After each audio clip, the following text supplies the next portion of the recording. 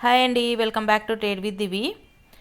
నిన్న Nifty moment చాలా మంచి బులిష్ మూమెంట్ ఇచ్చిందండి. ఇక్కడ నుండి ఇలా చూస్తే అండ్ క్లోజింగ్ కూడా జస్ట్ ఈ రెసిస్టెన్స్ని ఫేస్ చేసి ఇక్కడ వరకు వచ్చి మళ్ళీ క్లోజింగ్ పాజిటివ్గానే ఇచ్చింది.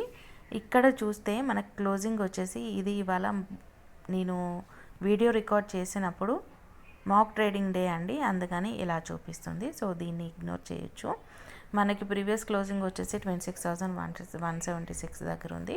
సో దీని ప్రకారంగా మనం నిఫ్టీ రేపు ఎలా మూవ్ అవుతుందో, మండే మూమెంట్ ఎలా ఇస్తుందో చూద్దాం. ఇక్కడ ప్రజెంట్ అయితే బులిష్ ట్రెండ్లో ఉందండి.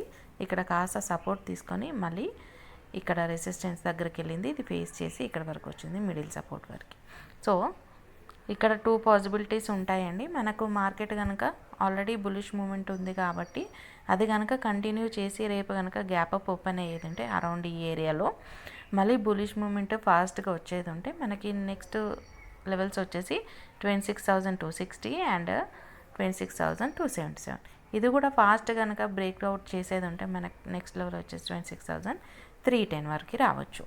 లేదంటే ఫ్లాట్ ఓపెన్ అయ్యి మనకి కాస్త ఇలా రిట్రేస్ తీసుకొని మళ్ళీ బులిష్ మూమెంట్ కంటిన్యూ చేసేది ఉంటే ఇందాక టార్గెట్స్ అండి. అండ్ బేరిష్ మూమెంట్ కనుక కాస్త గ్యాప్ డౌన్ అయ్యి బేరిష్ మూమెంట్ కనుక వచ్చేది ఉంటే మనకు 26,100ని టచ్ చేసి మళ్ళీ రివర్స్ బ్యాక్ అయ్యే ఛాన్స్ అయితే కనిపిస్తుంది. అండ్ కన్సాలిడేషన్ లెవెల్స్ వచ్చేసి ఈ బాక్స్ లెవెల్స్ అండి, 26,200 to 26,120. In case support to resistance కనుక మంచి క్యాండిల్స్తో క్లోజ్ అయ్యేది ఉంటే అది ప్లాన్ చేసుకోవచ్చు. లేదంటే స్మాల్ రేంజ్లో కనుక సైడ్ వేస్లో మూవ్ అయ్యేది ఉంటే ట్రేడ్ అవాయిడ్ చేయడం బెటర్.